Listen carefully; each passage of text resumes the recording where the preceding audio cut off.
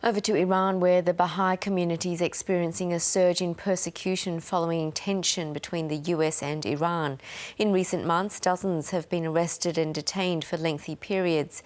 Venus Khalessi is from the Australian Baha'i community, and she says the persecutions are a systematic effort to economically impoverish the community. Since the 1979 Islamic Revolution, the Baha'i community has been systematically persecuted across every phase of life, including death. Now, most recently, what we are observing is an escalation in terms of the economic impoverishment of the Baha'i community.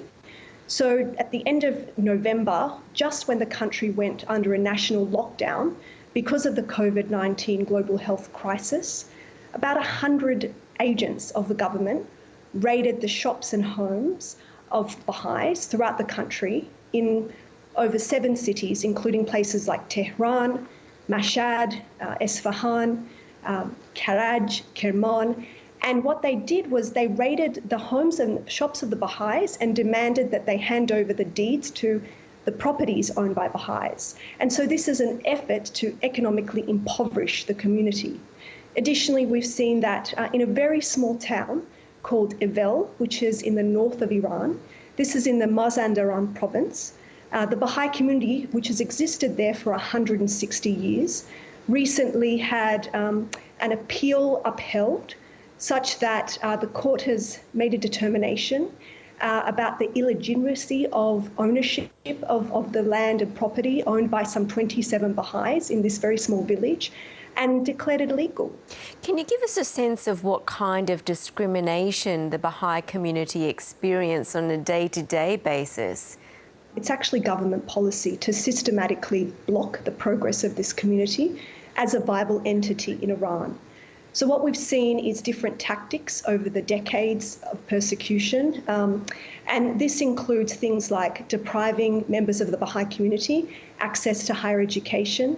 We've also seen the way in which Baha'is are blocked from working in the public sector, but also increasingly there's pressure in the private sector as well. So Baha'is have their businesses sealed, their business licenses revoked. They're subjected to arbitrary raids and imprisonment. These go on for very long cycles, which can take up to years. And this, of course, creates immense psychological pressure for the community.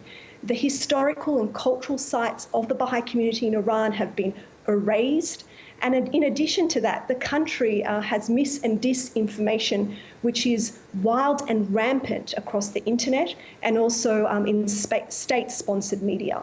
And you mentioned before about how the pandemic has worsened the situation for the community. Can you tell us a bit more about how? Well, obviously, Iran was heavily hit when the pandemic emerged. And when these raids happened during a national lockdown, this placed the homes at threat because, there was elderly there was children. This is a time when social isolation needs to be respected. And these raids that happened to the homes and shops of the Baha'is placed them at considerable risk. How big is the Baha'i community here in Australia, and how challenging is it to find out what's really going on in Iran? Well, the Baha'i community in Australia is somewhere between 14 to 20,000. The community does have quite a significant number of Iranian Baha'is because, of course, of the pressures over the last 4 decades. And so there's a lot of concern amongst family members who are now a part of the fabric of Australian society because what they have experienced is actually generations of persecution. So while they might be here in Australian society contributing across this fabulous nation, of course they have concerns for the well-being of their loved ones in Iran. And, they're always worried about the safety and security of their loved ones. And, of course, there is things like the internet which provide information, but this is at an immense risk for those who are in Iran as well. And what are you calling on the Australian government to do to help?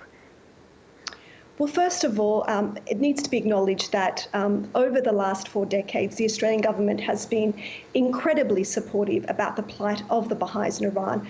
And this has included successive bipartisan motions at the federal level. And just on Wednesday, actually, at the UN General Assembly, Australia co-sponsored a resolution which highlighted the human rights situation in Iran and specifically mentioned the situation of the Baha'i community. But of course, Australia is in a unique position. It's one of the few Western countries who has maintained relations with Iran over the last 4 decades. And so it is hoped that the human rights situation in Iran broadly, including the situation of the Baha'i community, continues to be raised in both the national and international fora. And Australia and Iran actually have a human rights dialogue. So if this was to occur next year, of course, naturally, we would wish that the situation of the Baha'is would be raised in this dialogue process. And specifically, we encourage the international scrutiny to continue because what we've seen now is this economic impoverishment. We've seen a multiplicity of tactics, and the decision regarding the community in Avel really needs to be repelled. The Baha'is need to be given access to their property. No Baha'i in Iran should be placed in prison because of their belief or practice. Venus Khalessi, thanks so much for your time. Thank you so much, Yvonne.